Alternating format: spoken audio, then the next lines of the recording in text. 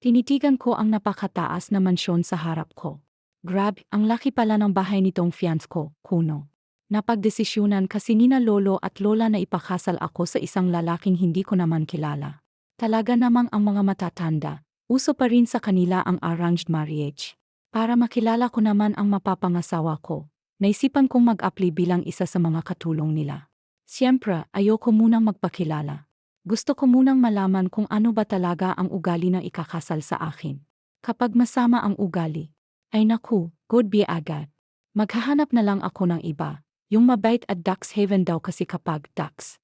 Sino kaya yung mga yon? Bumukas ang gate ng bahay at lumabas ang isang matandang babae. Hey, ako si Leah, bati ko, nakangiti. 26 years old, ang bagong katulong na magpapasaya ng buhay nyo. Kahit mayaman ako, marunong akong makisama sa lahat ng tao, at tarantada rin ako minsan. Yung na-recruit ng pamilya Ortega, tanong niya at tumango naman ako. Siyempre, kailangan ko ng koneksyon bago makapasok dito ng mabilisan, kaya nagpatulong ako kila lola. Opo, sagot ko, nakangiti. Halika, pumasok ka na, sabi niya at binuksan ang gate. Pagkapasok ko, isinara niya uli. Nauna siyang maglakad at sumunod naman ako.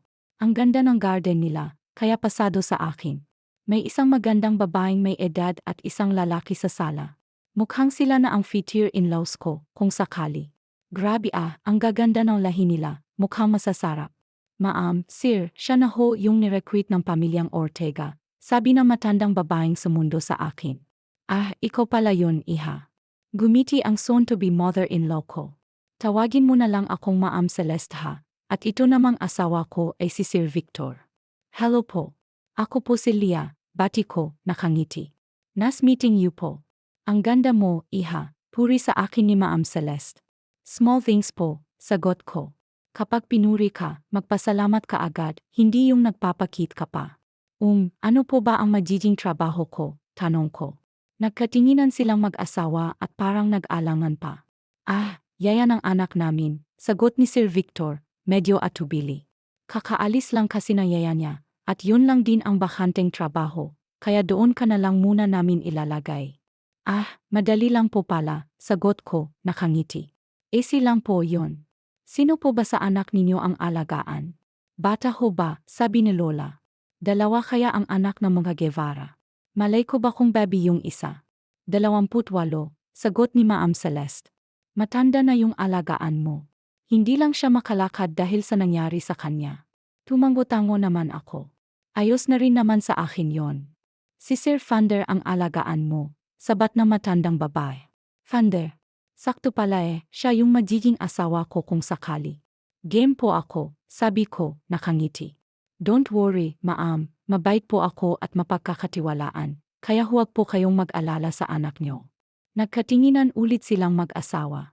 Parang medyo kinakabahan na ako Hindi naman siguro nangangagat yung anak nila. Ibinilin na ako ni Ma'am Celeste kay Manang Rosa dahil may flight daw silang gayon. Si Manang na raw ang magpapaliwanag sa akin ng lahat.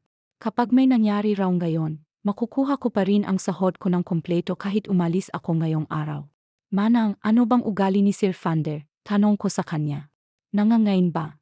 Gusto ko naman yung kinakain, kaya ayos lang sa akin. Malalaman mo rin, Leah, sagot nito. Dinala ako ni Manang sa kusina dahil pakakainin ko raw si Sir Fander. Medyo kinakabahan pa nga ako kasi paano kung sobrang gwapo ni Sir Fander? Di sarili ko pang pinakain ko. Ipaubos mo kay Sir ang pagkain niya bago mo siya painumin ng gamot. Sabi ni Manang bago abot sa akin ang tray na may pagkain, tubig at gamot. Tandaan mo, Leah, kahit anong mangyari ay nandito lang ako. Pupuntahan agad kita kung sakaling makarinig ng kahit anong ingay. Tumango na lang ako.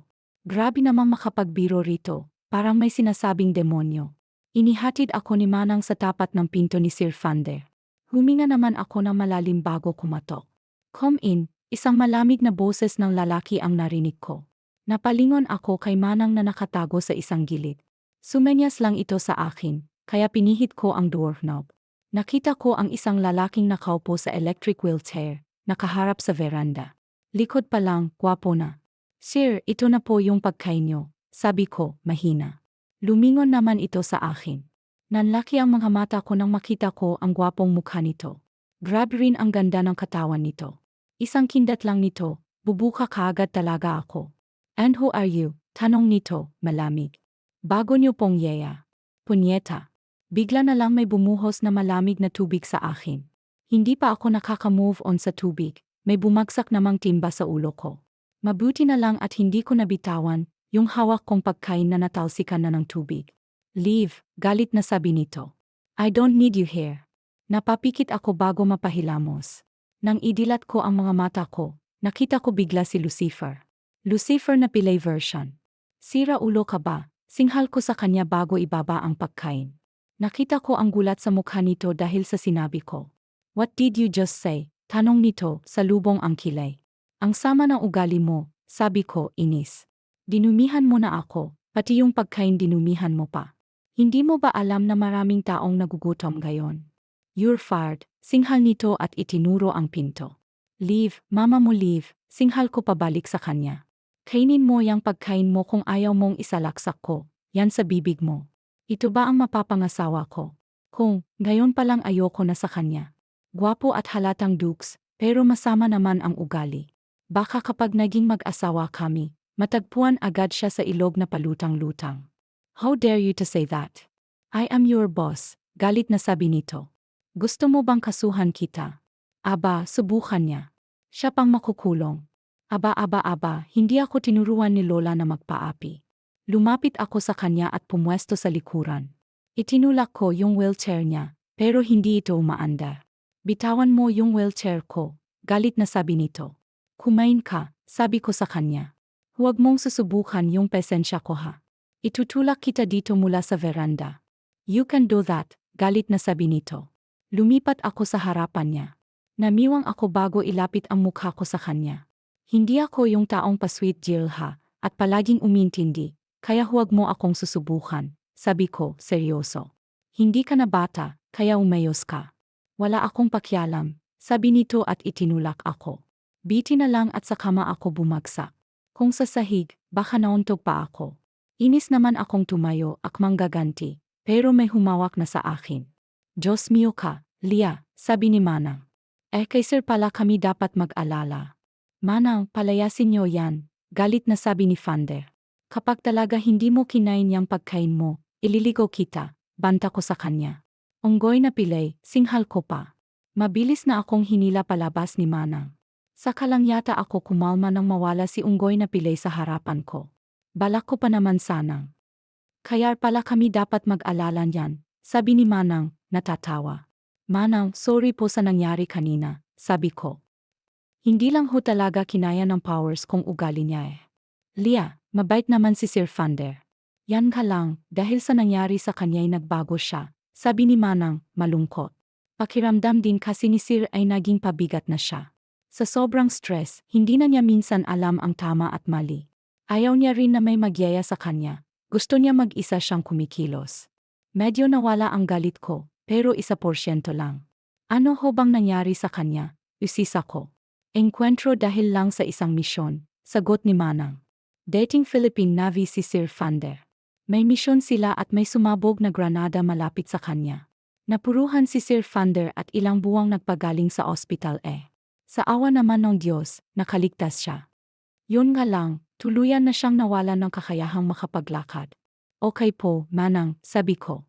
Gagawin ko po ang best ko para iksyan pa ang pesensya ko. Gusto ko pang kilalanin na mabuti si Sir Fander. Bahagya namang nagulat si Manang. Ha? Hindi ka pa magre-resign? Gulat na tanong nito. Manang, baka si Sir Fander pa ang mag-resign. Sagot ko at saka, kaya ko pa naman po eh. Tuloy lang ang laban natin. Natawa naman si Manang at napatango-tango na lang. Maybe, konting araw pa siguro ako rito para makilala si Fander. Sander, punto de vista, hindi ako makapaniwala sa bago kong yaya. Grabe, akala ko magre-resign na ito, pero hindi, tuloy pa rin ito sa pagtatrabaho pagkatapos ng ginawa ko sa kanya. Ayoko nang magpayaya dahil pakiramdam ko wala akong silbi. Gusto kong mag-isang kumilos kahit na nahihirapan ako. Navi ako, dapat ako ang nagsisilbi, hindi ako yung pinagsisilbihan. Hey, inom ka na ng gamot. Speaking of the little devil, sa lahat ng naging yaya ko, siya ang pinakamatatag. Siya rin ang palaban at siya lang ang nagagawang takutin ako. Yeah, I admit that I'm afraid of her. Pakiramdam ko kasi, kayang-kaya niya akong bagbugin. Inis kong kinuha ang gamot ko at ininom. Ayan na, tapos na. Lumabas ka na, sabi ko sa kanya, inis. Ang high blood mo, sabi nito. Onggoy na pilay. What? Nagsalubong ang kilay ko. Ikaw nga mukhang kulam eh. Nag-make face lang ito bago padabog na lumabas ng kwarto ko. Napahinga na lang ako bago magtungo sa veranda ng bahay ko. Isa pang dahilan kung bakit gusto kong matuto akong mag-isa. Bahala kasi akong ipakasal nila dad.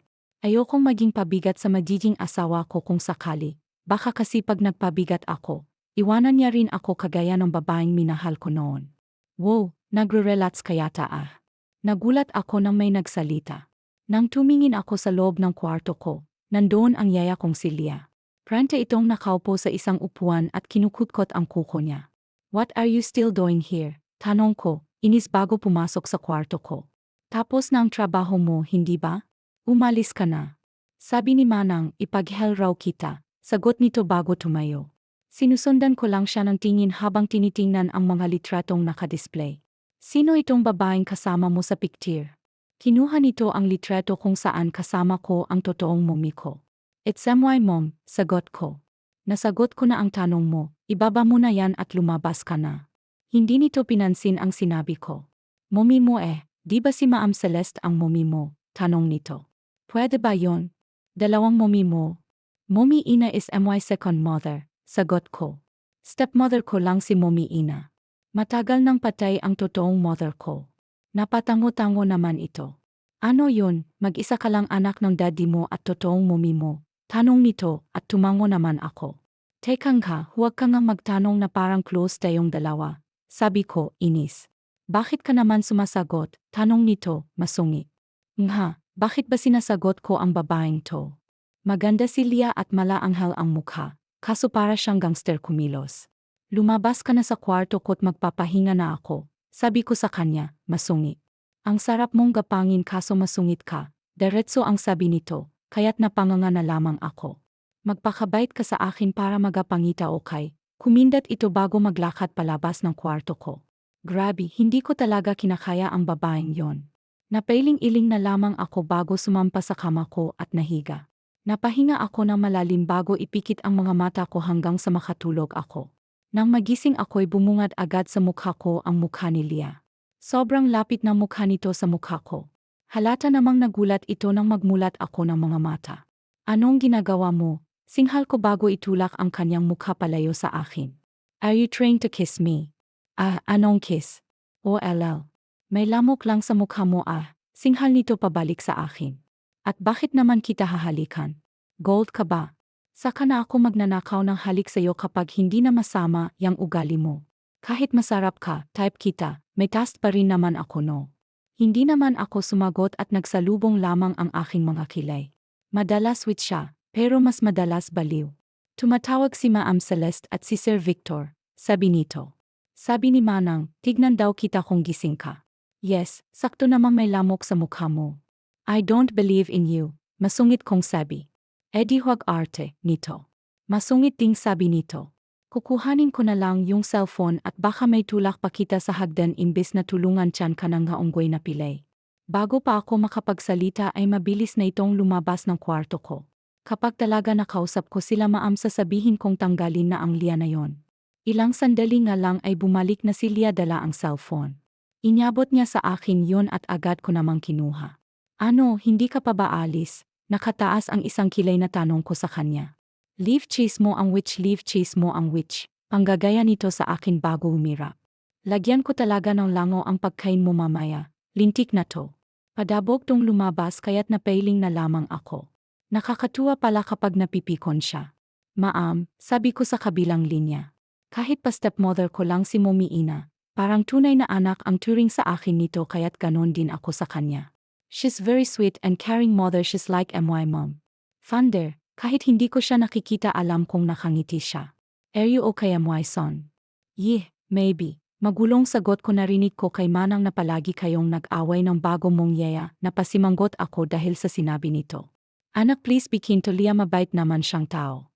She's not kindem na kasimanggot kong saad she say which mas matapang pa nga siya sa akin palagi niya akong tinatakot kapag hindi ako sumusunod sa kanya. I hate her mom. Natawa si Mommy kaya't mas lalo akong napasimanggot. Anak, nakahanap ka lang ng katapat mo kaya nainis ka. Natatawang sabi nito, I know you're stressed because of what happened to you but please don't forget your manners, anak. Masakit sa aming marinig mula sa mga katulong mo na sinasabihan kanila na masasakit na salita. Alam naman namin kaya mo naman yan pero gusto rin naming makasigurado na hindi ka mapapahamak, Funder. We missed the old you, we missed our sweet and respectful Funder. Napakagat naman ako sa ibabang labi ko dahil sa pagiging stress ko lately dahil sa nangyari sa akin. Nakalimutan ko na may nasaktan ako. I'm sorry, ma'am. Mahinang sabi ko. Sorry, Funder, ayos lang yon. Tugon ni Mommy. Always remember na nandito lang kami para sa iyo ha, kahit ano pang kalagayan mo ngayon hindi namin inisip na pabigat ka. Yes, ma'am. I love you too. Malambing kong tugon. See you soon po. Saglit pa kaming nag-usap ni Mommy. Next week pa raw ang uwi nila ni Dad dahil marami pa silang inaasikaso. Napahinga na lamang ako ng malalim bago sumakay sa wheelchair. Ay, putik, gulat na sabi ni Lia nang makita ako. Bahagya naman akong natawa dahil sa naging reaksyon nito. Hoy, kinakausap kita. Bakit tinatalikuran mo ako? Bastos to, singhal nito sa akin. May ibang paraan para makababa ako. Bakit parang bumait ka? Di ko maiwasang mapatitig sa maaliwalas na mukha nito. Napalunok na lamang ako't napaiwas ang tingin dahil biglang bumilis ang tibok ng puso ko. Huwag mo akong titigan, inis na sabi ko sa kanya. Poyeway, naakit ka na ba sa akin? Tanong nito. Kaya muli akong napatingin sa kanya. Ang kapal mo, irapan ko siya at ipinagpatuloy lang ang pagkain ko. Pagkatapos kong kumain ay uminom agad ako ng gamot. Pwede na akong mag-asawa dahil nagustuhan mo na ang luto ko. Nakangiting sabi ni Ma'am Andy. Kaso, sino kayang pwede kong asawahin? Nakangusong tumingin ito sa akin. Pwede ka ba? Naginit ang pisngikot ng laki na lamang ang mga mata ko. Hindi, utal kong sabi. For your information, may mapapangasawa na ako. Mas maganda sa'yo yun at mabait. So nagagandahan ka nga sa akin? Tanong nito bago mag-flip-top. Hindi ako sumagot at tinalikuran na lang siya. Narinig ko naman ang malakas na tawa nito. Paano ba ako magiging mabait kung siya ang palaging kaharap ko? Napailing-iling na lamang ako bago nagpasyang bumalik na lang sa kwarto ko. Lia's point of view.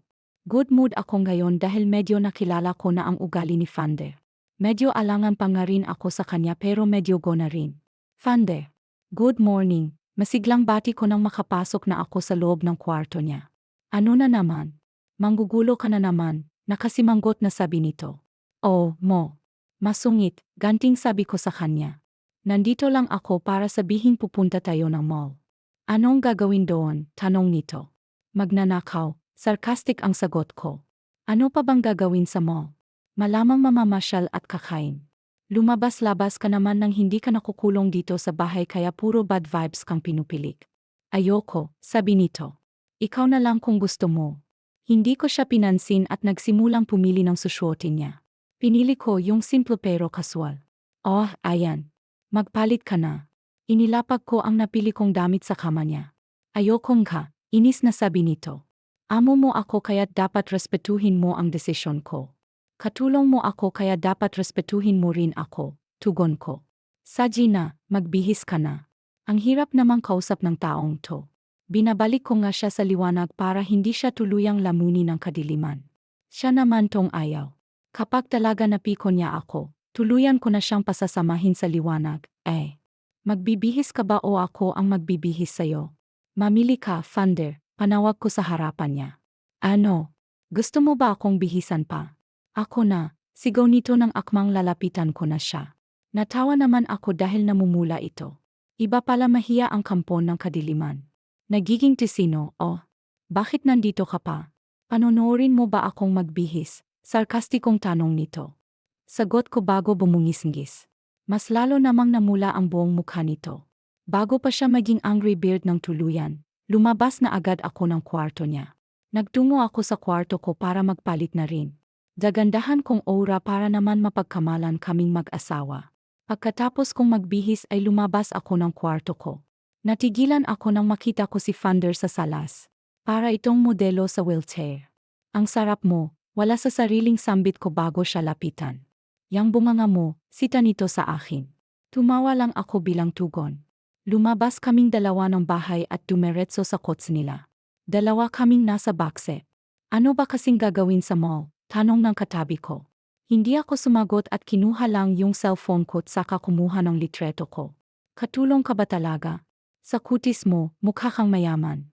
Isa pa, mamahalin ang cellphone mo. Ngiti lang ang isinagot ko sa kanya bago kuminde. Nang makarating sa mall ay bumaba kaming dalawa. Gusto ko sanang itulak ang wheelchair ni Fander para sweet kaso ayaw naman niya. Sungit mo, sabi ko't pumwesto na lang sa tabi niya. Mag-holding hands na lang tayo para sweet tignan. Ayoko, masungit na sabi nito. Kahit ayaw niya, kinuha ko pa rin ang kamay niya at hinolding hands. Tatanggi pa sana ito pero sinamaan ko na agad siya ng tingin. Nagpa-practice na nga ako para kung sakaling matuloy ang kasal naming dalawa. Sanay na ako maging malambing tapos ang KJ niya. Naglakad-lakad kami sa mall. Ako lang pala dahil nga pala pilantot siya. Nakakapagod nga maglakad Mamaya talaga kakandong ako sa kanya para hindi na ako maglalakad. Hoy, ang ganda nito, oh, bumitaw ako sa kamay ni Fander at nilapitan ang isang teddy bear na nakadisplay. Mahilig kasi ako sa mga iba't ibang stuffed toys. Maraming stuffed toys sa kwarto ko. Bukod kasi sa kit sila, katabi ko rin silang matulog para walang space ang multo. Ang laki-laki mo na pero mahilig ka pa rin dyan, sabi ni Fander na nasa tabi ko na pala. Cute kaya sila, masungit kong sabi bago siya irapan. Saka panangga ko sila sa multo kapag matutulog ako. Ano ka, bata? Natatawang sabi nito. Tara na nga. Panira ka ng moment. Nauna akong maglakad at alam ko namang nakasunod ito sa akin. Dumiretso na lang kami sa food court para kumain. Punuan kasi ang mga kainan dito kaya sa food court na lang kami. Anong gusto mong kainin? Tanong ko sa kanya habang nakatingin sa menu. Anything, tugon nito habang nakatingin sa cellphone niya. Umorder na lang ako ng anything bago ko iin sa Fander sa table namin. Habang naghihintay ay may humintong tatlong mga kalalakihan sa tapat namin. Masasarap din naman ang mga ito at halatang may pagmamalaki. Sir Fander, nakangiting sabi ng kalbo bago sumaludo. Sumaludo rin ang dalawa pa. Gumiti naman si Fander at sumaludo pabalik sa mga ito. Kamusta na, Jats? Nakangiting tanong ng semi-kalbo. Ang galing nga nila, Para silang Pokemon na nag-evolve kasi from kalbo to semi-kalbo to may buhok. Ayos lang, tugon ni Fander. Humila ng upuan yung spot, nakiupo pati yung dalawa, nakiupo na rin. Nag-asawa ka na pala, sabi na may buhok. Mabiti naman at naka-move on ka na doon kay Cassie. Napuno ng katahimikan ang table namin dahil sa sinabi na may buhok. Sino kaya si Cassie? Sino si Cassie? Isisa ako dahil bigla akong naging curious. Mabilis namang umiling ang tatlo. Lumingon ako naman si Fander. Chismosa, sabi nito sa akin. Saktong dumating ang order namin dahil nakakahiya sa tatlong kasama ni Fander. Umorder ulit ako para sa kanila pero sila ang magbabayad. Ano yon, in-order ko na ako pa magbabayad? Nag-usap silang apat tungkol sa Navi samantalang ako tahimik lang. Tuwing magsasalita kasi ako, palagi akong binabara ni Fander. Ang sama ng ugali mo, inis kong sabi sa kanya. Nagtatanong lang yung tao tapos ganyan ka. Hindi ako pinansin nito kaya't parang bata akong napatahimik na lang. Latche siya. Iwanan ko talaga siya rito sa mall. Pagkatapos kumain ay patuloy pa rin silang nag-usap-usap. Hindi pa raw natatapos dahil may dumating pang dalawang tao. Isang lalaking long hair kasama ang isang babaeng maganda. Pa-evolve ang buhok ng mga kalalakihan dito. Sino naman kayo? Masungit kong tanong. Eman, pakilala ang lalaking long hair. And this woman beside me is my wife, si. Siya yung babaeng tapi kanina. Tinignan ko si Fander at seryosong-seryoso ang mukha nito. Mas lalo yatang naging diablo ito. How are you, Jax? Tanong na Eman kay Fander. Hindi ko alam pero parang tunog mayabang ang boses nito. How Sir Fit? Hindi sumagot si Fander. Nakita ko lang na kumuyom ang kamao nito. Huhulaan ko ang nangyari. Ex ni Fander si Cassie tapos expian niya itong sa Eman. Nang mapilan si Fander, umepal si Eman at inagaw si Cassie. O namang haliparot na si Cassie, sumama agad kay Eman. Ganitong-ganito mga nababasa ko't napapanood ko. Fander, if you're still mad at me dahil iniwan kita, it's your fault, sabi ni si. Kung hindi ka naging pabigat, di sana masaya tayo. Nagpanting ang tenga ko dahil sa sinabi ni Cassie. Mukhang alam ko na kung bakit palaging inisip ni Vander na pabigat siya. Tumayo ako't pinadampot kong kamay sa pisngi ni Cassie. Gulat naman sila sa ginawa ko at pinagtinginan din kami ng mga tao. Sino ka ba? Anong karapatan mong sampalin ang asawa ko? Galit na sabi ni Eman. At sino ka rin ba? Seryosong tanong ko sa kanya. Sino ba kayo para bastusin ang asawa ko? Alam kong nagulat sila dahil sa sinabi ko pero wala akong pakialam. Anong sinasabi mong binastos? Inis na sabi ni Kina na sapo ang pisngi niyang namumula. Nagsasabi lang ako ng totoo. Wala naman talagang silbi si Vander ngayon dahil pabigat na lang siya. Isa lang siyang lalaking palaging alagaan. Muli ko siyang sinampal kaya't napatigil siya. Ano bang problema mo? Itinulak ako sa balikat ni Eman bago yakapin ang asawa niya. Babe, she hurt me. Umiyak na sabi ni Cassie. Galit naman akong binalingan ng tingin ni Eman. Akmang itutulak ako nito pero hindi natuloy dahil tumayo, yung kausap ni Vander. Isang pang pambabastos niyo kay Vander, dinampot ko yung tinidor at kinayod yun sa plato. Isasaksak ko sa inyo itong tinidor. Inis lang na ibinaba ni Eman ang kamay niya't hinila paalis ang asawa niyang pangit. Napahirap naman ako at parang walang nangyaring naupo. Ang tapang pala ng asawa mo, Vander, sabi ni Kalbo. Tumingin ako kay Vander. Malambot ang ekspresyon nito kaya't kinapalan ko siya. She's not my wife, sabi ni Vander bago tumikim. Napasimanggot ako't nag-cross arms na lang. Magkrelang ako, paalam ko sa kanila bago padabog na nagpunta sa CR. Pinagtanggol ko siya tapos susungitan lang niya ako. Hindi lang yon, wala rin siyang thank you o di kaya kiss. Sinadya akong magtagal sa CR bago bumalik sa food court. Natigilan ako dahil wala na roon si Vander. Iniwan pa yata ako ng lintek. Tinawagan ko ang driver namin pero wala naman daw ito sa kots kaya hinanap ko na lang siya. Umakyat ako sa second floor dahil hindi ko siya makita. Lintik ang unggoy ka, pilay ka ng hae, inis kong sabi. Pilay ka na, gala ka pa. Wala siya sa second floor kaya bumaba ulit ako. Wala akong number niya dahil ayaw niyang ibigay. Napati ako sa paglalakad na makita ko ito. May kandong itong stuffed toy, yung Kuromi stuffed toys na tinitignan ko kanina. Kandong-kandong niya ang gala mong pilay ka. Inis kong sabi na makalapit sa kanya. Akala ko iniwan mo na ako kaya kinidnap ka na. Masyado akong bata para sa kidnap. Masungit na sabi nito. Edi adult nap. Inis kong sabi umirap to bago kuhanin, yung stuffed toy sa kandungan niya at iabot sa akin. Nagtaka naman ako't hindi alam ang gagawin kaya tinignan ko na lang yon. Anong gagawin ko ran? Inis kong tanong. Ulamin mo. Inis at sarkastikong sabi nito. Kuhanin mo na o itatapon ko ito. Napangiti naman ako na may maalis. Kinikilig na kinuha ko yung stuffed toy at nyakap. Kaya ka umalis para bilhin toto para sa akin. Nakangising tanong ko bago siya mahinang hampasin sa balikat. Ikaw ha? May tinatago ka rin palang sweetness pagdating sa akin. Yak tinalikuran ako nito. Tara na nga. Bilhin mo na yung gusto mo dahil uwi na tayo. Pakipot pa itong asawa ko. Nakangising sabi ko, thank you asawa ko, I love you po. Napalingon toto sa akin ng lalaki ang mga mata nito habang namumula ang kanyang mukha. Napatawan naman ako dahil sa reaksyon nito. Nagpapakit pa ako sa kanya at nag-flame kiss. Tumalikod lamang ito't pinaandar ang wheelchair niya paleo. Malakas na lamang akong napatawa at sinundan siya. Sanders' point of view. Hindi ko alam kung anong nangyari basta sa isang iglap naging medyo close kami ni Leah. Hindi ko alam kung paano niya ako napamo at hindi ko alam kung papaanong unti-unti ko siyang nagugustuhan. Sander, anong gusto mong lunch? Tanong niya habang nakahiga sa kama ko. Magluluto kasi ako ng lunch. Wala si Manang kaya ako ang magluluto ng ulam. Anything, tanging sagot ko habang nakatingin sa librong binabasa ko. Ayan ka na naman sa anything mo eh. Kapag nilutuan kita ng sandamakmak, anything diyan huyo ka talaga sa akin. Ina na sabi nito. Kahit anong haayos na, mahinahong sabi ko. Lahat naman ng luto mo kinakain ko. Lumis ito bago maupo sa kamat nag-4.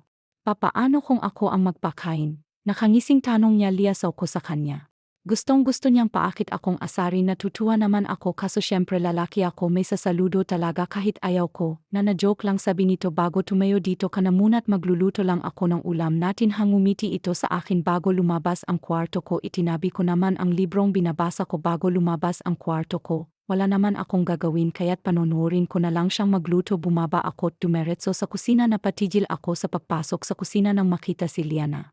Kumakanta at sumasayaw habang naghahanda ng lulutuin. Nagtago naman ako sa gilid at pinagmasdan lang siya habang nakangiti. Mabilis ang tibok ng puso ko habang nakatingin sa kanya. Siguradong sigurado ako na gusto ko siya. Ang ganda ni Lia. Nagulat ako na may biglang nagsalita mula sa likuran ko. Nang lingunin ko ito'y mas nagulat ako na makilala siya. Anak, siya na ba ang pakakasalan mo? Hindi na sinabi namin, Maam. Nakangiting sabi ko bago yumakap sa biwang niya. Natawan naman to bago yakapin akong.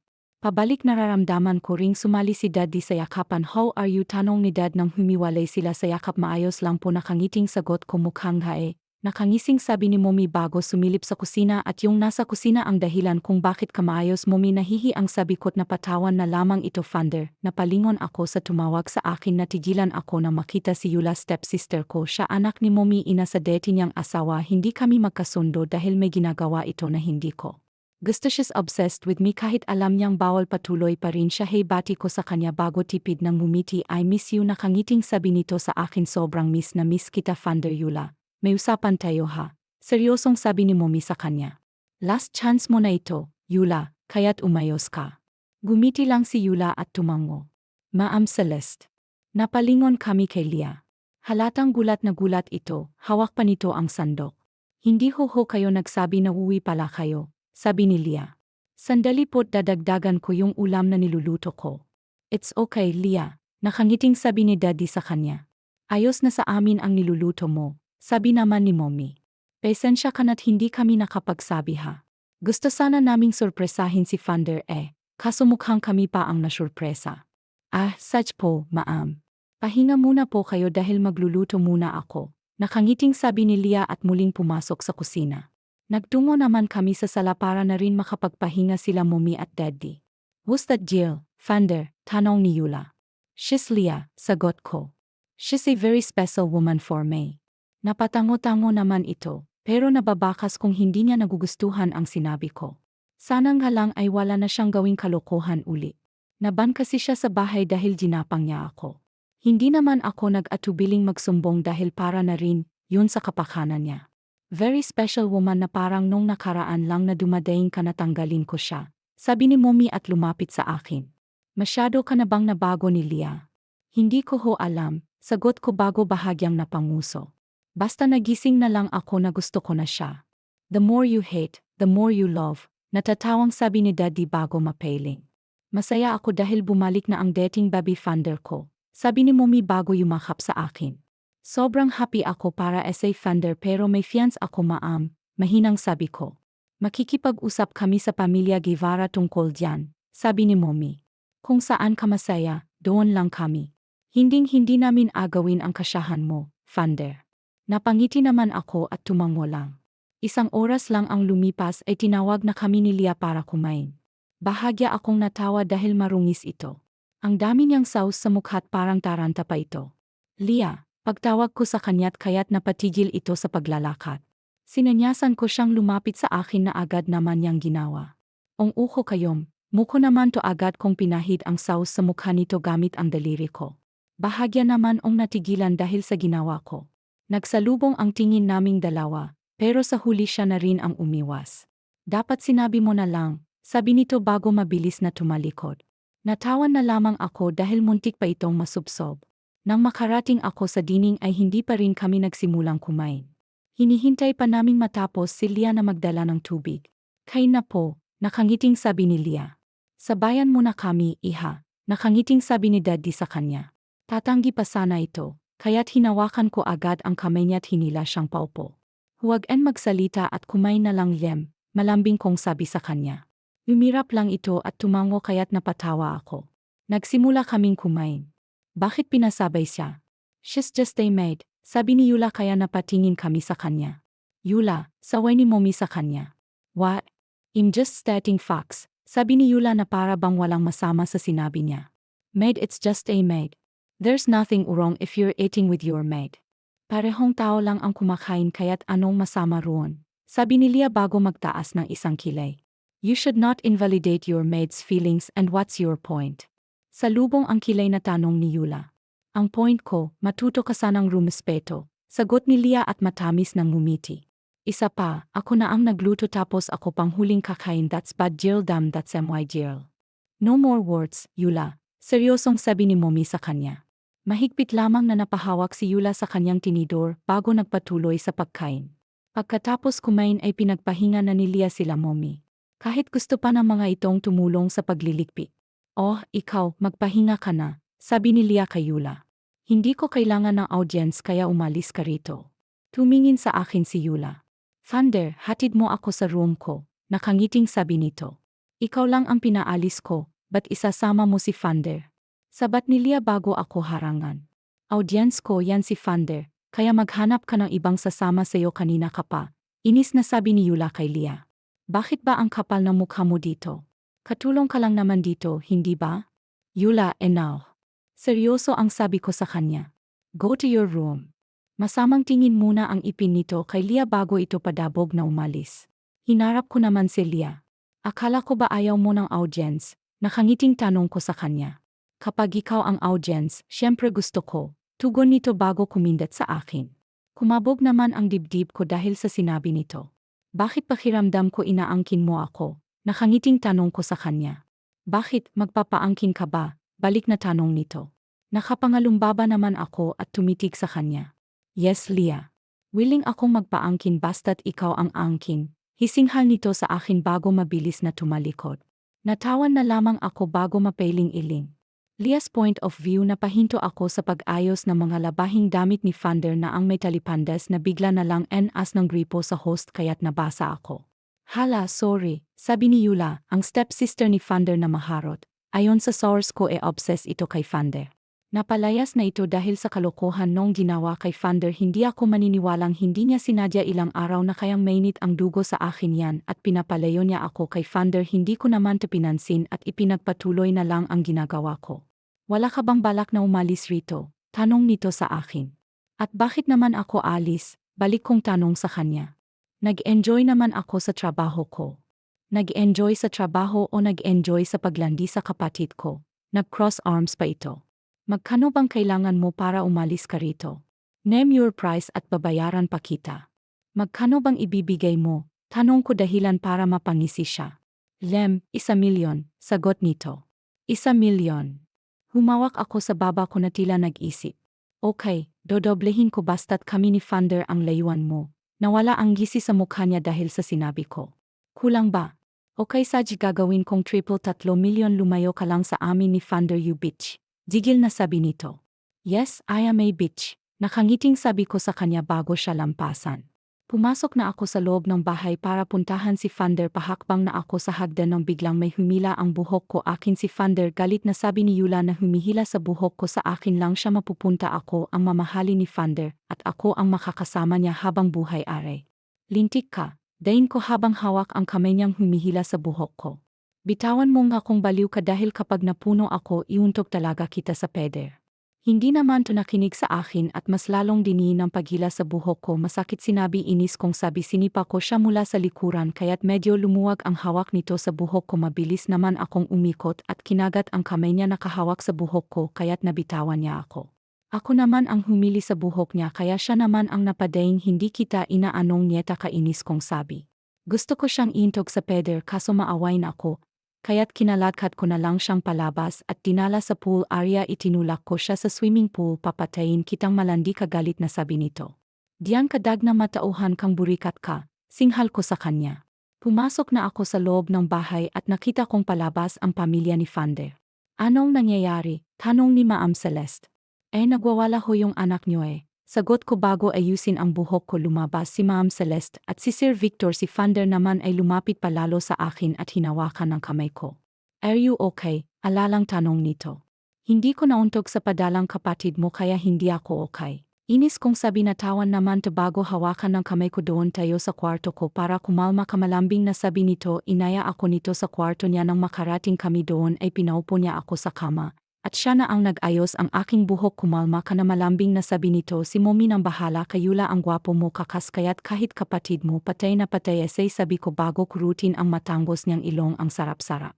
Mong tignan kahit ako gagapangin kita kung deti naiinis siya kapag sinasabi kong bagay na yon ngayon naman ay kinikilig na siya malaki ang ngiti nito dahil sa sinabi ko gusto kita nakangiting sabi nito mama mo gusto tugon ko lang bago siya irapan hindi to sumagot at lumipat lang sa tabi ko humiga siya sa kamat nahiya ginawa niyang una ng aking hita deti demonito tapos ngayon naman parang babi na sobrang kingi nagbagong buhay siya dahil gusto niyang magapangitan nito.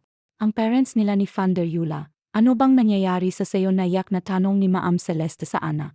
Ma'am can't you see I love Thunder? Sagot ni Yula.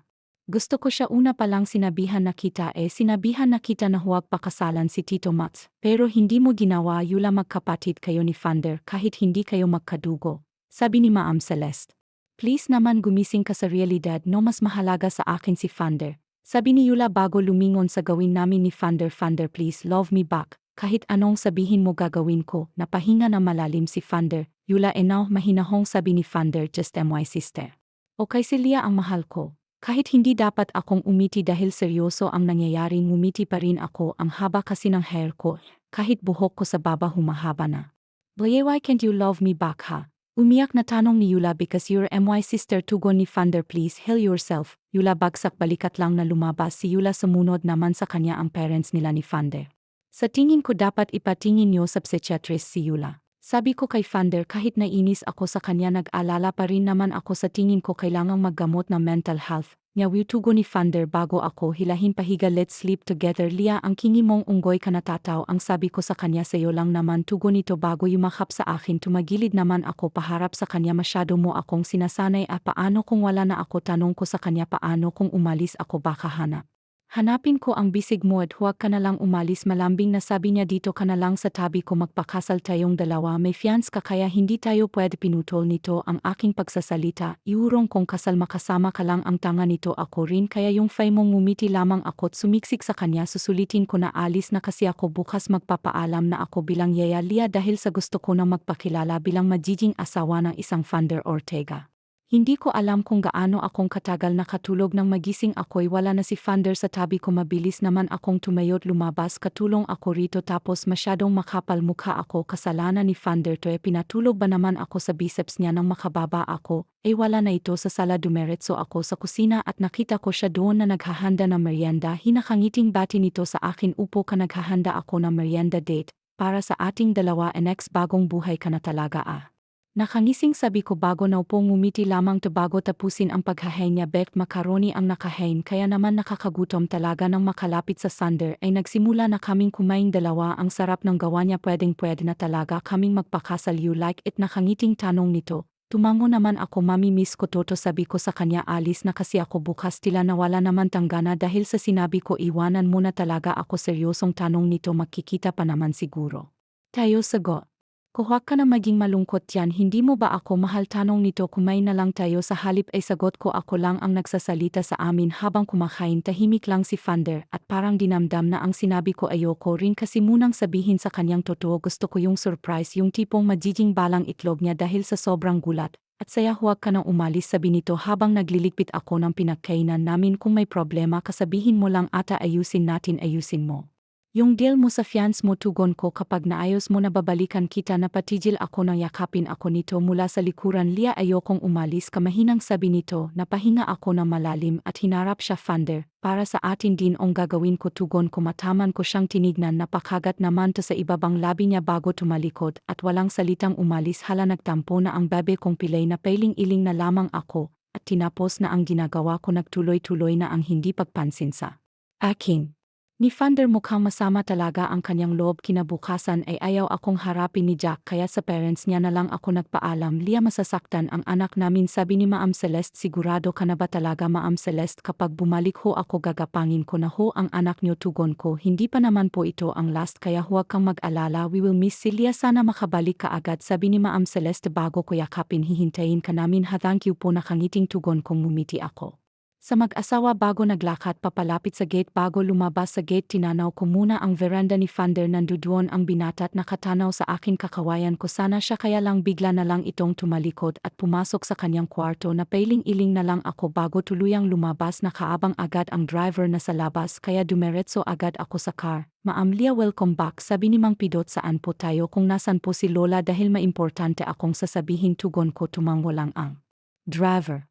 At tahimik na nag-drive kinuha ko naman ang cellphone ko at tinignan ang litrato namin ni Fander wala pang isang oras pero miss ko na si Pilay ilang sandali panggay huminto ang kotse sa bahay mukhang wala pa sa office sila lola at lolo mga tanda sabi ko agad na makapasok sa loob na datnan ko ang dalawang matanda na naglalampungan sa sala ang tatanda na wala pa ring paawat na buhay na naman ang sanggado naming apo sabi ni lola at napailing nakangiting lumapit lang ako sa kanila at humalik sa maasim. Nilang pisngi kamusta naman ang pagiging yaya mo tanong ni Lola nang makaupo ako kumuha ako ng cookies at kinain yun bago ako sumagot okay lang naman po tugon ko nag-enjoy akong makipag-away sa future husband ko. Oh, oy, anong desisyon mong gayon? Tanong ni Lolo. Dagapangin ko po siya, sagot ko't bumungis-ngis. I-push na po natin ang kasal. Go go go. Gumamit tayo ng dahas kung kinakailangan para lang matuloy ang kasal. Alanganin pa yata tayo diyan, apo. Sabi ni Lola. Katatawag lang nung magiging asawa mo Gustong ipakansel ang kasal. Huwag kang pumayag, sabi ko. Maghanda ka na meet up plus engagement party. Plastikan mo na rin. Aray naman, binatukan kasi ako na Lola. Hindi pa nga kayo kinakasal. Gusto mo agad ng honeymoon, sabi ni Lola. Sus, huwag kang magmalinis, Lola. Kayo nga ni Lolo nagmo na kahit hindi pa nagliligawan, nakasimanggot kong sabi. Malanding napabungis-ngis si Lola, kaya't napangiwi na lamang ako. Hala siya. Nabuwang na. Alam ko na agad kung kanino ako nagmana. Honey P, gusto mo ba ng honeymoon? Malanding tanong ni Lolo kay Lola. Naman, Honey P. Gustong-gusto ko ulit na makain mo ang cookie ko. Tugon ni Lola at maharot na hinampas si Lolo. Hala siya. Lalandi sana rayumahin kayong dalawa. Lantad niyo pong dalawa nakangiwing sabi ko bago tumayo. Kayo na pong bahala sa lahat. Sadyin at magpapaganda pa ako at mag-share ng bongga para ready ako. Hindi ko na pinansin ang dalawang matandang maasim at dumiretso na lang sa kwarto ko. Nakakaingit sila Lola. Dahil sa kalandyan nila, mas lalo ko tuloy nami-miss sa Fander ko. Dapat pala nag-good bulaplap muna ako sa kanya. Ayaw na kasi akong pansinin Napahinga na lang ako ng malalim at tinitignan na lang ang litrato naming dalawa. Magkikita rin kami konting araw na lang naman kaya ko to kakayanin alang-alang sa dilig. Sanders point of view nakatingin ako sa hawak kong bots na may singsing. Nagpatulong ako sa mga kaibigan ko para magpagawa nito at may bigay ito kay Lia, kaso iniwan niya ako. Hindi man lang niya ako kinunak kaya may tampo talaga ako sa kanya. Fander, alis na tayo. Narinig ko ang boses ni Maam mula sa likuran ko kaya't itinago ko ang singsing. Magaganap na ang meetup ko sa magiging asawa ko at engagement party namin. Kahit kasi sinabi namin ni Mommy na i-cancel ang kasal, hindi pa rin sila pumayag. Ako na ang makikipag-usap mamaya dahil balak kong hanapin si Lia. Siya lang talaga ang gusto kong makasama habang buhay. Cruise ship party ang magaganap, kaya 3 araw kaming mawawala. Medyo matatagalan patuloy ang paghahanap ko kay Lia. Huwag ka na mag-alala, gagawin namin ang lahat para hindi may tuloy ang kasal, sabi ni Mommy. Tumanggo lang ako. Lumabas kami ng kwarto at sa gareh dahil naghihintay down si Daddy tungkol naman kay Yula. Kasalukuyan siyang naka-under na mental health treatment. Sumakay kami sa kotse ni Daddy at nag-drive naman agad patungo sa pier kung nasaan ang cruise ship. Mommy, paano kung biglang bumalik si Lia sa bahay? Tanong ko. Nandun naman sila manang kaya't huwag kang mag-alala. Sagot niya kaya't napatango na lamang ako. Nang makarating kami sa pay agad kaming bumaba sa kotse at nagtungo sa cruise ship. May nag-assist sa amin agad dahil kami ang important guest. Maraming tao ang nakasakay na makakyat kami halata sa mga ito na mayayaman sila at mga bigetin ang yaman pala ng fiance ko Sir Fander. Napangiti ako na makitang 3 kong kaibigan sumaludo mga ito sa akin kahat sumaludo rin ako sa kanila. Junior ko sila noong Navy pa ako, bait sila kaya't napalapit din ako sa kanila. Mabuti nakapunta kayo, nakangiting sabi ko sa kanila. Syempre naman sagot ni Tim, hindi kami pwedeng mawala, inimbita mo kami. Pero Sander, paano na si Lia kung hindi mapigil ang kasal na ito? Tanong ni Rans. Tatalon talaga ako sa dagat para lang makatakas ako, sagot ko. Napatigil kami sa pag-usap ng tawagi na kami ni Mommy lumapit kami sa usap nilang dalawang matanda sila ang lolo at lola na mapapangasawa mo sabi ni Mommy binati ko naman ito't nagmano pa rin ako sa kanila. Hindi na ho ba mapipigil pa ito? Diretso ang tanong ko may mahal po kasi akong ibang babae at siya po ang gusto kong pakasalan malalaman mo mamaya ang desisyon ang apo namin sabi ng matandang babae. Kaya't napatango na lamang ako nang makaakyat ang lahat ng guest ay nagsimula ng umandar ang cruise ship pinaupo na rin kami ng mga staff dahil magsisimula na raw. Nakaupo kami kasama ang lolo at lola na mapapangasawa kung hindi ko pa rin alam ang pangalan maya-maya akyat na rin dito ang apo ko sabi ng matandang lalaki kaya napatango na lamang ako. Thunder, gusto mo na kawin natin ang emergency boat, bulong ni Lloyd. Mamaya kapag hindi talaga na nadaan sa matinong usapan, tugon ko sa kanila. Ilang sandali lamang ay nagsimula ng magsalita ang MC ipinakilala nito mga importanteng guest kabilang na si Mommy. And our groom is already here, Emar Thunder Ortega, pakilala sa akin ang MC. Tumayo ka, bulong ni Tim. Thunder, dapat rumespeto ka pa rin, tumayo at bumati ka doon, sabi naman ni Rance. Sinamaan ko naman sila ng tingin. Nangaasar ba ang mga hinayupak na ito mga bobo? Binatukan sila ni Lloyd. Baldadong ngayon si Thunder di ba paano makakatayo yan? O nga pala, sabay na sabi ng dalawat na pahimas na lamang sa ulo nila. And let's all welcome the soon-to-be bride, Miss Leah Ortega. Mabilis akong napalingon sa hagdan malakas na kumabog ang dibdib ko habang nakatingin sa babaeng paakyat doon nanlaki ang mga mata ko. Dahil si Leah ang nakita ko, ang Leah ko si Mandin naman pala ang bride mo sabi ni Rance bago ako hampasin sa balikat hindi ko sila pinansin dahil na kay Leah lang ang tingin ko dumako ang tingin nito sa akin at gumiti siya habang papalapit to ay mas lalo namang bumibilis ang tibok ng puso ko. Leah, may bulalas ko na makalapit siya. I miss you unggoy na pilantod, tugoni. Natawa dumiretso muna to sa grandparents niya at kila Mommy bago siya naupo sa tabi ko. Let's have our dinner first before we continue this, sabi ng MC naupo si Leah sa tabi ko pagkatapos niyang makipag-usap kila Mommy. Bakit hindi mo sinabi? Mahina ang tanong ko sa kanya. It's a surprise. Nakangiting tugon niya na surprise ka ba imbes na sumagot niya pos ko siya na mahigpit na tawa naman to bago ako yakapin pabalik ilang araw lang pero sobra na akong nangungulila sa kanya bigla ko ring nakalimutan ang pagtatampo ko dahil sa sobrang pagkasabik sa kanya. Kumain muna tayo. Sabi ni Leah bago humiwalay sa yakap pero bago pala yon gusto kong magpakilala ng formal naglahat ng kamay sa akin Leah Ortega Fitir wife ni Thunder Guevara napakagat naman ako sa ibabang labi ko bago nakipagkamay sa kanya Thunder Guevara Fitir husband ni Leah Ortega tugon ko na hampas naman ako ng mga kaibigan kong nagkakantyawan natawa na lamang ako bago pinagsalikop ang kamay namin ni Leah at nagsimula ng kumain hindi ko magawang kumain na maayos dahil hindi pa rin ako makapaniwala na nangyayari itong ganitong bagay. Thunder, kumain ka na marami, sabi ni Leah. Magagapnghan tayo ng 12 hours kaya dapat may energy ka. Hindi naman ako nagdalawang isip na sumubo ng sumubo natawa naman ang mga kasama namin sa lemesa hindi makakagaan ang pilay sabi ni Tim kaya't pinukol ko siya na masamang tingin nagtawanan lamang ang tatlo na may kasama pang hampas pagkatapos kumain ay tinawag kami ng MC sa harapan ni Leah kaya't hawak kamay kaming nagtungo sa harapan. So first of all thank you po sa pagpunta sa engagement party namin ni Thunder. Sabi ni Leah ang kasal po namin ay arrange lang hindi ko ho talaga kilala si Thunder wala rin nga ho akong idea kung anong klaseng tao ba siya o mukhang tao ba siya natawa si Leah and I decided na kilalanin siya nakilala ko si Thunder bilang masungit noong una madalas kaming mag-away na dalawa pero huwag niyo pong husgahan si Thunder na dahil sa stress masyadong naapektuhan ang mental health ni Thunder ngumiti si Leah. Bago pagsiklab ako si Thunder at isa pala siyang kingi na pilantod hindi ko maiwasang mahulog sa kanya dahil tinuring niya akong reyna niya. Natawa naman ang mga bisita at nagpalakpakan natawa rin kaming dalawa ni Leah inyabot sa akin ni Leah ang mic kaya't ako naman ang nagsalita just like Leah said hindi po talaga maganda ang tagpo naming dalawa pero sumang-ayon sa amin ang tadhana ang babaeng which na kinaiilisan ko minahal ko ng isang iglap lang nakangiting sabi ko actually plano ko ho sanang tumakas sa engagement na ito kung hindi si Leah ang bride ko buti na lang talaga at si Leah talaga kinuha ko yung singsing sa busa ng pantalon ko bago humarap kay Leah.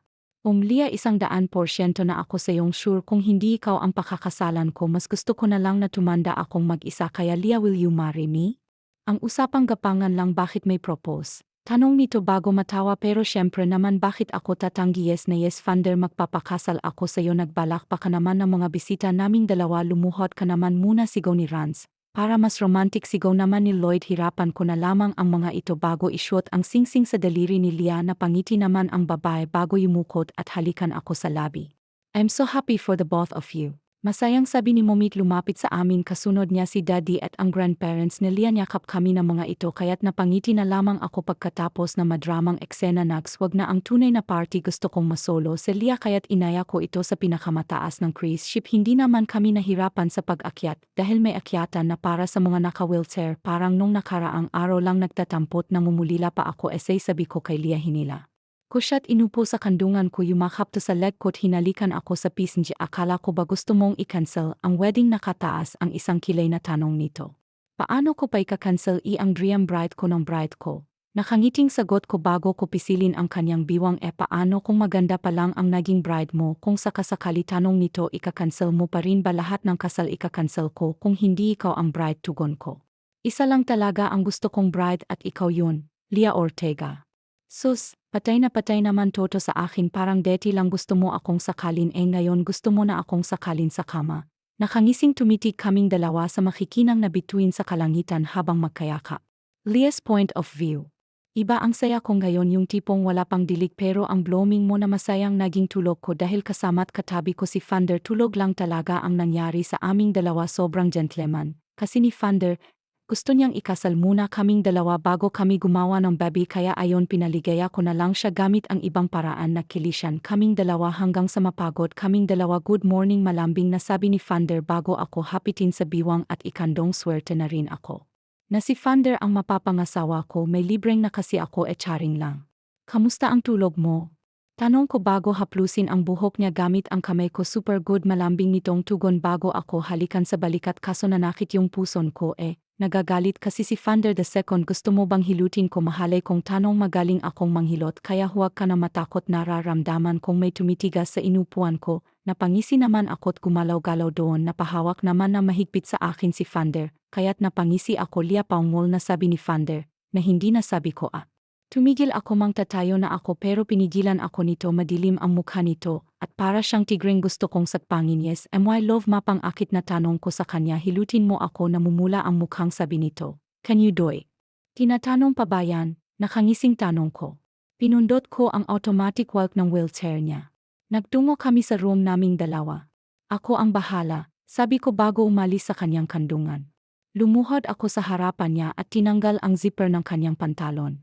Napalunok ako nang bumungad sa akin ang Vander II niya, tayong-tayo at sumasaludo. Napangiti naman ako, sinimulang hilutin yon. Mas ginaganahan ako kapag naririnig ko ang mga daing ni Vander. Ilang saglit pa ay lumabas na ang kanyang punla. Napabungis-ngis na lang ako bago itago ang alaga niya at maglinis ng bibig at kamay sa banyo. Thanks for that, my love, sabi ni Vander na mukhang pagod pa rin. Gumiti lamang ako bago maupo sa kandungan niya. Ipinulupot ko ang aking braso sa lig niya. Ang galing ko, no? Nakangiting tanong ko at tumango naman ito. Yeah, you're the best, my wife, tugon nito bago ako halikan sa lig. I love you, Leah. Pangako ko sa iyo na magiging mabuting asawa ako. Pangako ko kung ikaw lang ang babaeng mahal ko at pangako ko kung magiging useful ako kahit pa hindi ako nakaka-Vander. Huwag mong sabihin yan, okay? Malambing kong sabi sa kanya. Useful ka kahit hindi ka nakakalakad at kahit ganyan ka. Normal ang tingin ko sa'yo. You're the best person in the world. I love you. Thank you, Leah. I love you so much, tugon nito. Napapikit na lamang ako nang magtagpo ang labi naming dalawa. From enemy na muntik nang magsuntukan, to lovers na magkaibigan sa wakas. Tinitigan ko ang napakataas na mansyon sa harap ko. Grab, ang laki pala ng bahay nitong fiance ko, Kuno. Napagdesisyunan kasi nina lolo at lola na ipakasal ako sa isang lalaking hindi ko naman kilala.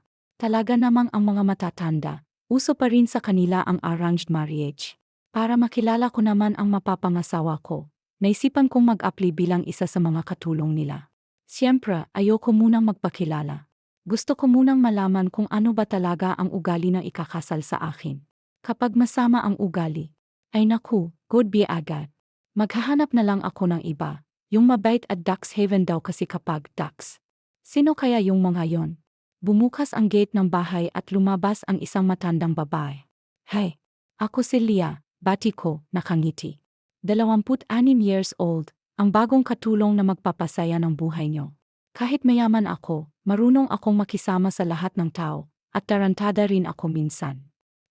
Yung na-recruit ng pamilya Ortega, tanong niya at tumango naman ako. Siyempre, kailangan ko ng koneksyon bago makapasok dito ng mabilisan, kaya nagpatulong ako kila Lola. Opo, sagot ko, nakangiti. Halika, pumasok ka na, sabi niya at binuksan ang gate. Pagkapasok ko, isinara niya uli. Nauna siyang maglakad at sumunod naman ako. Ang ganda ng garden nila, kaya pasado sa akin. May isang magandang babaeng may edad at isang lalaki sa sala. Mukhang sila na ang future in-laws ko, kung sakali. Grabe ang gaganda ng lahi nila, mukhang masasarap. Ma'am, sir, siya na ho yung ni-recruit ng pamilyang Ortega, sabi ng matandang babaeng sumundo sa akin. Ikaw pala yun, iha. Gumiti ang soon-to-be mother-in-law ko. Tawagin mo na lang akong Ma'am Celeste ha, at ito namang asawa ko ay si Sir Victor. Hello po. Ako po si Leah, bati ko, nakangiti. Nice meeting you po. Ang ganda mo, iha, puri sa akin ni Ma'am Celeste. Small things po, sagot ko. Kapag pinuri ka, magpasalamat ka agad, hindi yung nagpapakit ka pa. Ano po ba ang magiging trabaho ko? Tanong ko. Nagkatinginan silang mag-asawa at parang nag-alangan pa. Yaya ng anak namin, sagot ni Sir Victor, medyo atubili. Kakaalis lang kasi ng yaya niya, at yun lang din ang bakanteng trabaho, kaya doon ka na lang muna namin ilalagay. Madali lang po pala, sagot ko, nakangiti. Easy lang po yun. Sino po ba sa anak ninyo ang alagaan? Bata ho ba, sabi ni Lola. Dalawa kaya ang anak ng mga Guevara. Malay ko ba kung baby yung isa? 28, sagot ni Ma'am Celeste. Matanda na yung alagaan mo. Hindi lang siya makalakad dahil sa nangyari sa kanya. Tumanggo-tango naman ako. Ayos na rin naman sa akin yon. Si Sir Fander ang alagaan mo, sabat na matandang babae. Fander. Sakto pala siya yung magiging asawa ko kung sakali. Game po ako, sabi ko, nakangiti. Don't worry, ma'am, mabait po ako at mapagkakatiwalaan, kaya huwag po kayong mag-alala sa anak niyo. Nagkatinginan ulit silang mag-asawa. Parang medyo kinakabahan na ako Hindi naman siguro nangangagat yung anak nila. Ibinilin na ako ni Ma'am Celeste kay Manang Rosa dahil may flight daw silang gayon. Si Manang na raw ang magpapaliwanag sa akin ng lahat. Kapag may nangyari raw ngayon, makukuha ko pa rin ang sahod ko ng kompleto kahit umalis ako ngayong araw. Manang, ano bang ugali ni Sir Fander? Tanong ko sa kanya. Nangangain ba? Gusto ko naman yung kinakain, kaya ayos lang sa akin. Malalaman mo rin, Leah, sagot nito. Dinala ako ni Manang sa kusina dahil pakakainin ko raw si Sir Fander. Medyo kinakabahan pa nga ako kasi paano kung sobrang gwapo ni Sir Fander? Di sarili ko pang pinakain ko. Ipaubos mo kay Sir ang pagkain niya bago mo siya painumin ng gamot. Sabi ni Manang bago abot sa akin ang tray na may pagkain, tubig, at gamot.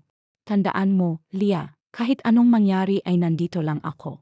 Pupuntahan agad kita kung sakaling makarinig ng kahit anong ingay. Tumango na lang ako. Grabe namang makapagbiro rito, parang may sinasabing demonyo. Inihatid ako ni Manang sa tapat ng pinto ni Sir Fander. Huminga naman ako ng malalim bago kumatok. Come in. Isang malamig na boses ng lalaki ang narinig ko. Napalingon ako kay Manang na nakatago sa isang gilid. Sumenyas lang ito sa akin, kaya pinihit ko ang door knob. Nakita ko ang isang lalaking nakaupo sa electric wheelchair, nakaharap sa veranda. Likod pa lang, gwapo na. Sir, ito na po yung pagkain niyo, sabi ko, mahina. Lumingon naman ito sa akin. Nanlaki ang mga mata ko nang makita ko ang gwapong mukha nito. Grabe rin ang ganda ng katawan nito. Isang kindat lang nito, bubuka kaagad talaga ako. And who are you? Tanong nito, malamig. Bago niyo pong yaya. Punyeta. Bigla na lang may bumuhos na malamig na tubig sa akin. Hindi pa ako nakaka-move on sa tubig, may bumagsak namang timba sa ulo ko. Mabuti na lang at hindi ko nabitawan yung hawak kong pagkain na natalsikan na ng tubig. Leave, galit na sabi nito. I don't need you here. Napapikit ako bago mapahilamos. Nang idilat ko ang mga mata ko, nakita ko bigla si Lucifer. Lucifer na Pilay version. Sira ulo ka ba? Singhal ko sa kanya bago ibaba ang pagkain. Nakita ko ang gulat sa mukha nito dahil sa sinabi ko. What did you just say? Tanong nito, sa lubong ang kilay. Ang sama ng ugali mo, sabi ko, inis. Dinumihan mo na ako, Pati yung pagkain dinumihan mo pa. Hindi mo ba alam na maraming taong nagugutom ngayon? You're fired, singhal nito at itinuro ang pinto. Leave, mama mo leave, singhal ko pabalik sa kanya. Kainin mo yang pagkain mo kung ayaw mong isalaksak ko, yan sa bibig mo. Ito ba ang mapapangasawa ko? Kung, ngayon pa lang ayoko na sa kanya. Gwapo at halatang dukes, pero masama naman ang ugali. Baka kapag naging mag-asawa kami, matagpuan agad siya sa ilog na palutang-lutang. How dare you to say that? I am your boss, galit na sabi nito. Gusto mo bang kasuhan kita? Aba, subukan niya. Siya pang makukulong. Aba, hindi ako tinuruan ni Lola na magpaapi. Lumapit ako sa kanya at pumwesto sa likuran. Itinulak ko yung wheelchair niya, pero hindi ito umaandar. Bitawan mo yung wheelchair ko, galit na sabi nito. Kumain ka, sabi ko sa kanya. Huwag mong susubukan yung pesensya ko ha. Itutulak kita dito mula sa veranda.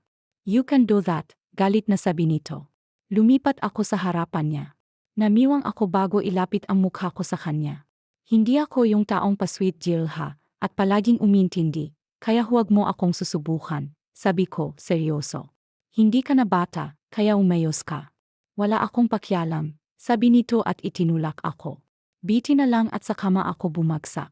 Kung sa sahig, baka nauntog pa ako. Inis naman akong tumayo, akmang gaganti, pero may humawak na sa akin. Diyos mio ka, Lia, sabi ni Manang. Kay sir pala kami dapat mag-alala. Manang, palayasin niyo yan, galit na sabi ni Fander. Kapag talaga hindi mo kinain yang pagkain mo, ililigaw kita, banta ko sa kanya. Unggoy na pilay, singhal ko pa. Mabilis na akong hinila palabas ni Manang. Saka lang yata ako kumalma nang mawala si Unggoy na pilay sa harapan ko. Balak ko pa naman sanang. Kaya pala kami dapat mag-alala niyan, sabi ni Manang, natatawa. Manang, sorry po sa nangyari kanina, sabi ko. Hindi lang ho talaga kinaya ng powers kung ugali niya eh. Lia, mabait naman si Sir Fander. Yan ka lang, dahil sa nangyari sa kanya'y nagbago siya, sabi ni Manang, malungkot. Pakiramdam din kasi ni Sir ay naging pabigat na siya. Sa sobrang stress, hindi na niya minsan alam ang tama at mali. Ayaw niya rin na may magyaya sa kanya. Gusto niya mag-isa siyang kumikilos. Medyo nawala ang galit ko, pero 1% lang. Ano ho bang nangyari sa kanya? Usisa ko. Enkwentro dahil lang sa isang misyon, sagot ni Manang. Dating Philippine Navy si Sir Fander. May misyon sila at may sumabog na granada malapit sa kanya. Napuruhan si Sir Fander at ilang buwang nagpagaling sa ospital eh. Sa awa naman ng Diyos, nakaligtas siya. Yun nga lang, tuluyan na siyang nawalan ng kakayahang makapaglakad. Okay po, Manang, sabi ko. Gagawin ko po ang best ko para iksyan pa ang pesensya ko. Gusto ko pang kilalanin na mabuti si Sir Fander.